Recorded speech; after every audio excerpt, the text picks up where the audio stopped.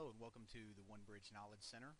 Today we're going to take a look at how to properly set up an alert and then how to set up a recipient to actually receive that alert once that alert has been generated by any of your vehicles in your fleet. Okay, so from your initial map view, you have your selections across the top here. We're going to select alerts. And when we click this little arrow, we're going to notice that we get all of the alerts that are available to us. The first alert that we see is a speed alert. So upon selecting a speed alert, we see in here that we have one already set up. This little box will pop up, and then we go down here to add. Now when we click add, we get a little speed alert window that pops up that gives you scope, vehicle, and setting. The scope, when we click the drop-down box, gives us the ability to use a global scope, a group scope, or a vehicle scope. Now what a global scope means is it is across the board for all vehicles. A group scope is more focused on, let's say you have two sides of your business. One is a service side of your business and one is an installation side of your business. And let's say that there's 5 vehicles in the install business and 5 vehicles on the service side of the business. Well, you have the ability to set those vehicles up into 2 separate groups, and then you can set alerts based on those groups if you'd like. And then the last one, of course, is vehicle specific, which says I just want to know what's going on with this one vehicle. I want to see alerts for this one vehicle or this one driver. So today we're going to set up a global alert for all vehicles. And when we do that, it says, okay, what's your setting? Well, when we click this drop-down box, now we get a list of speed limits, and we say, okay, our vehicles are not supposed to go any faster than 70 miles an hour. So when we set that, we see our speed limit in there. Now all we do is click Save. And once we click Save, now we see it in the list as a global scope and 70 miles an hour. And then over here we have the ability to delete this alert at any time, and we also have the ability to modify this alert at any time. So if we wanted to modify this alert, we could simply click that link, and then our speed alert box comes back up and gives us the ability to change the scope or the speed limit that we feel comfortable with. Now, how speed alerts work is an alert is not going to be triggered if a vehicle goes 70 miles an hour for 10 seconds. What happens is if the vehicle goes over 70 miles an hour and then maintains that speed for greater than about 2 minutes, it's going to trigger the alert and say, hey, this vehicle has sustained above 70 miles an hour. The other thing I wanted to show you is if you were to set up a group scope. Let's say we wanted to set up a group scope. Well, once you click group, you're going to be able to see however many groups you have in your account. So if you were to have that installation crew or the service crew or whatever it is, you would see those groups there. And then the same thing for the vehicle. If you were to select the vehicle scope, then you select the vehicle drop-down box, you're going to see a listing of every single vehicle in your fleet that you now have the ability to select that alert for. Alright, so once we're done there with setting our alert, we just simply click close, and now we're back to our initial map view.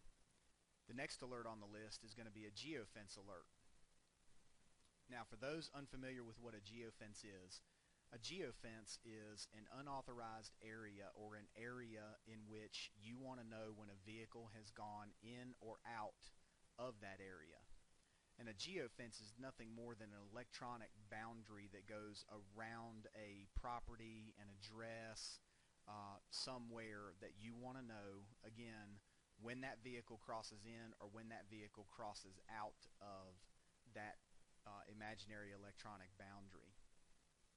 So we're going to click add again down here in the bottom, and now when we click add, it's going to say, okay, well, we need to set up a geofence so that we can begin to alert you as to when these vehicles go in and out. So similar here, you're going to see a global scope, a group scope, and a vehicle scope. So we're going to set up a global scope because we want to know when every vehicle goes in and out of this particular geofence. And then we can name it, and you can name it whatever you want. You can say it's a supply store, it's a gas station, any number of things. You can name it, employee home, office, however you feel like naming that. Now, it's automatically going to give you a latitude and longitude pair based on your last mouse click on the map. So if where you clicked is where you want the geofence, then this is okay. If it's not, then what you want to do is you want to uncheck the use a latitude longitude pair, and then from here you can type in your street address. I'm going to use our office address for this one. And as you type in your information, now you see the very last step is radius, which says, okay, we all know what a radius is. How far out do you want this geofence to go?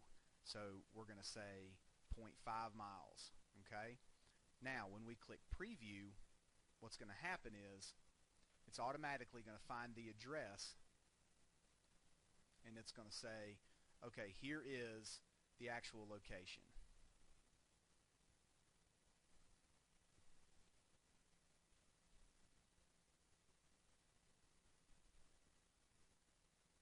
Okay, the lowest radius that you can have is 1 mile. So now you see here, okay, here's our address, and we are centered right inside this box. Okay, so now you see your imaginary electronic boundary around this location, and then all you do here is click save.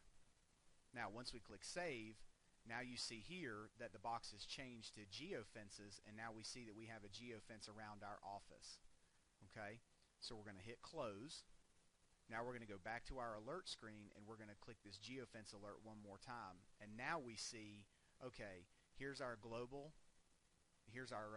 scope in our office. And then what we're going to do is we're going to click modify. Now, when we click modify, now we actually have the ability to move this in if we'd like to, and narrow down a more precise location of where this geofence actually is. And all you do is just grab these little orange or red circles, and you can move this geofence around as you see fit. And then here again we see global, we see an office. Now this type says, okay, do you want to know when a vehicle enters into this boundary or exits this boundary, or do you want to know both? So we're going to leave it as both.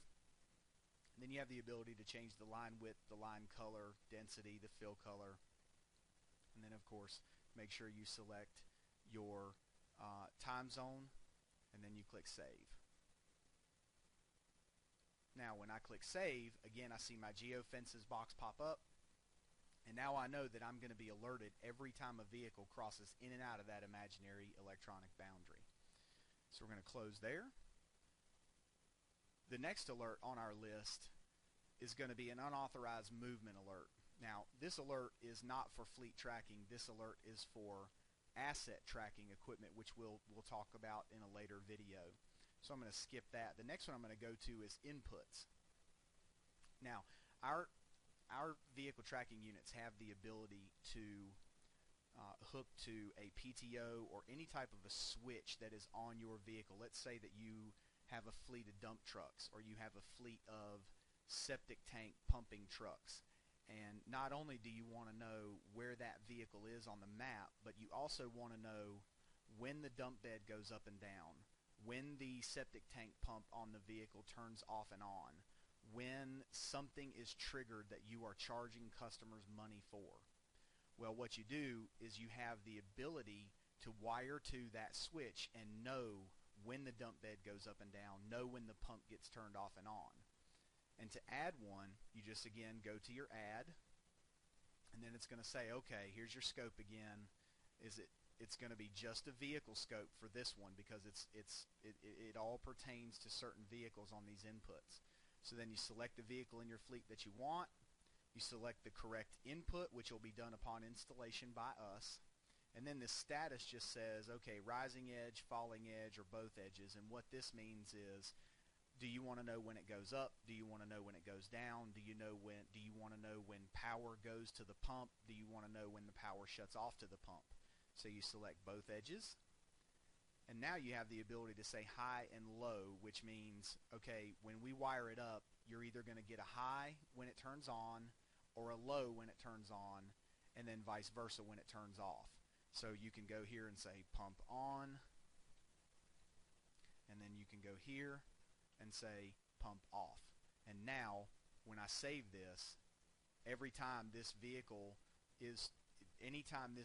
goes to a location and turns the pump off and on, I'm going to know about it inside my reports, and it's also going to send me an alert if I want to see that alert. Okay, so we'll close this one out.